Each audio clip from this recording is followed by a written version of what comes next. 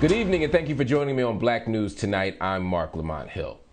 2 natural disasters in 3 days. For any country, that would be unbearable, but even more so for the country of Haiti. An earthquake on Saturday, a tropical storm on Tuesday. Search and rescue operations resuming today.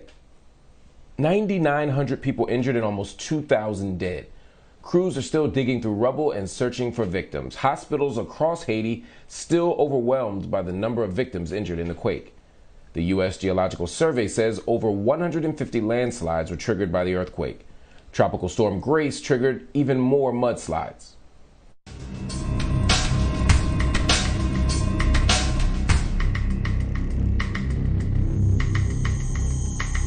Opening statements and testimony beginning today in the R. Kelly trial.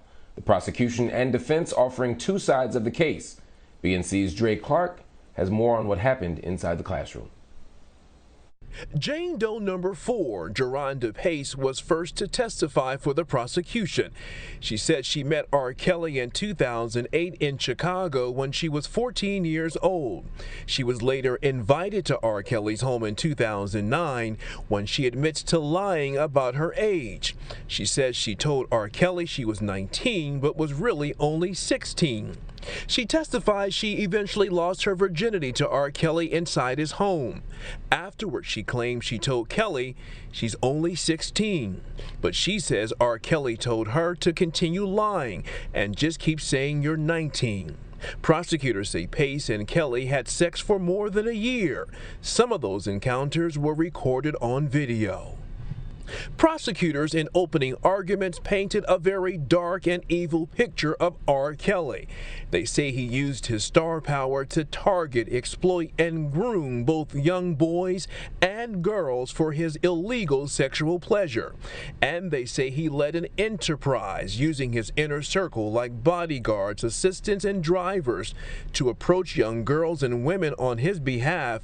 And then Kelly would later begin a sexual relationship with some of them, knowing they were only minors. The case will hinge mostly on the testimony of 5 Jane Does, who all claim they were sexually abused by Kelly. Kelly's defense lawyer calls the Jane Does liars and say they were angry, resentful, and spiteful after ending their relationship with Kelly.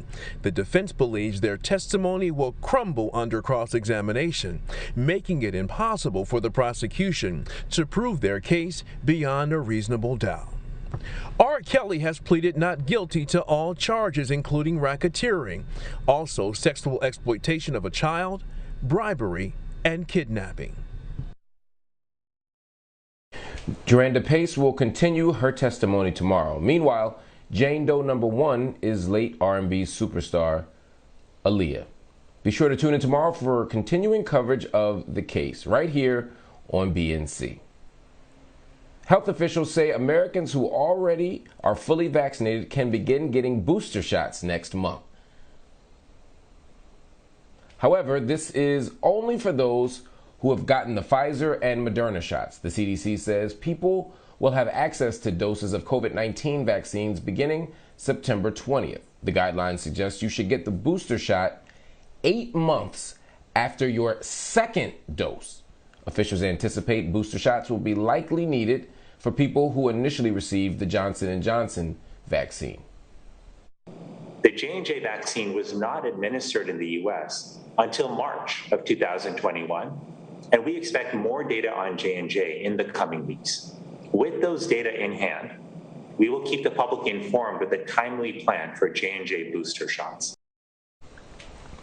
Health officials plan to give the booster shots to those who are most vulnerable first. That includes healthcare workers, nursing home residents, and other seniors. Hospitals across the United States are being overwhelmed by the latest wave of COVID-19 cases. With the lack of available ICU beds, Alabama currently has more intensive care patients than ICU beds available as it struggles to battle the rise in Delta variant coronavirus cases. Mississippi, Arkansas, Texas, and Florida are seeing their intensive care units fill up, similar to the winter coronavirus wave that we saw earlier this year. According to data released by the Department of Health and Human Services, the number of hospitals nearing or over capacity has doubled in the recent weeks. In Afghanistan, there have been reports of at least 3 people killed in the city of Jalalabad while protesting against the removal of Afghanistan's national flag. Anti-Taliban protests against the removal of the Afghanistan national flag have now spread throughout the country. United States Joint Chief of Staff's chairman spoke in a press conference today about the current situation in Afghanistan. Let's take a listen. The time frame of a rapid collapse that was widely estimated and ranged from weeks to months and even years following our departure. There was nothing that I or anyone else saw that indicated a collapse of this army and this government in 11 days. Joining me now to get the latest on Afghanistan and to provide some much-needed context is BNC's Chief Foreign Affairs Correspondent, Nayyera Haq. Nayyera, good to see you as always. Let's get right to it. What is the flag protest about that's going on right now? Well, we've seen here in this country, and we're not the exception to the rule, that people have strong feelings about what flags represent. And so the flag controversy was the fact that the Taliban took down the national flag of Afghanistan, which is black, green, and red, and instead lifted up their white flag with some scripture written on it that represents their desire for an Islamist emirate. Now, we can debate how Islamically based they are, but that is part of their allure and appeal to some people in rural Afghanistan, is that they say that they will bring back law and order and a sense of religion to the country. Now, in Jalalabad, as you saw in the video, people started protesting. They had been believed and worked towards democracy over the course of the last 20 years. And so this was a fight effectively about the symbol of what Afghanistan can and should be going forward. The other day on the show, I spoke about Clarissa Ward, the CNN reporter, who had put on hijab as soon as Taliban took control. She was in the streets and she put it on. Earlier, she'd been in a compound where she did not have it on. As we all know, hijab has been overtly politicized, it's been weaponized and even posterized all at the same time. What's your take? I got a lot of heat for this from some folk. What are your thoughts about Western media's coverage of Afghanistan through the lens of women's rights and the image of hijab? Yeah, Muslim women don't need imperial armies to free us. And I say that us, as in I am a Muslim woman. I have made the choice not to wear a hijab, and that's ultimately what this is about freedom of choice. Well, we know in general, even beyond the hijab, that patriarchies and governments love to police women's bodies. That is something that extremists of all stripes have in common. And that's the problem that we see in Afghanistan, right? Is the idea of the Taliban coming in and telling women what they can and cannot do. Now, let's be clear. France right now tells women they are not allowed to wear the hijab, because if they do, they can get fired. So, it's the idea of freedom from religion is the French interpretation. Here in the United States, we talk about freedom of religion, yet still policing women's body is a common thread. And I say this is why you need to be about choice. And that's a great point that you make. And that's the point that I was making the other day. My argument wasn't in support of the Taliban or in support of demanding any type of covering, any type of attire at all. It was to say that it's a bad faith argument oftentimes, or it's a disingenuous argument rather, from the West, and it's often a justification for imperialism. What I personally think about whether or not hijab should be mandated is a different issue. But you raised something interesting about France. You say, in France, hijab is banned. Women aren't allowed to wear it at all, and that's also an attack on women's freedom. So you say it's about choice, but why is the constraint of choice demonized in Afghanistan and either ignored or even celebrated in France?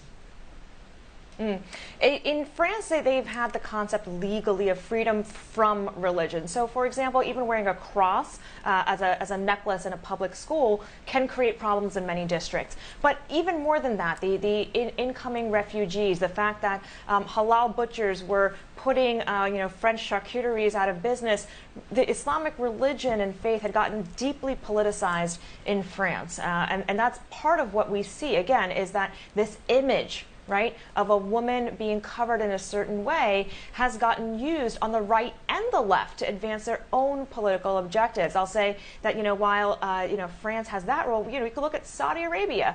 That is not a country that the United States has plans to invade anytime soon or to liberate their women who are actually not allowed to drive, not allowed to vote, and, largely have to use separate entrances. So, imperialist governments pick and choose where they want to liberate women.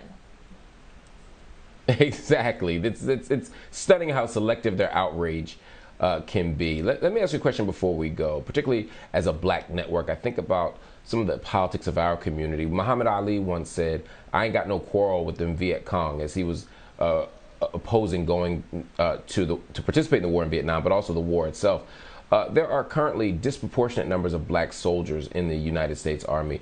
Do you see a connection between liberation politics in the United States and the global struggles against things like neocolonialism that we see? Well, Muhammad Ali is a great example because he refused the draft, and the draft is part of why I think the American public was keenly connected and aware of what was happening in Vietnam in a way that we're not now, because since Vietnam, we have turned to an all-volunteer army. 40% of that all-volunteer military, armed forces, including the National Guard, are people of color or even white people who are signing up effectively for the basic benefits that Army life gets you. So it's the trade-off. You have to be, in order to get an education, in order to get health care, you can risk your life for the political endeavors of other leaders in your country. And that's part of why 20 years of war have been effectively not just a forever war, but also a forgotten war, because most people do not have their skin in the game. Black people, brown people, minorities writ large understand what that struggle is like and certainly feel part of a global community when it comes to seeing how states can oppress their own. Nayyera Haq, as always, thank you for your brilliant insights.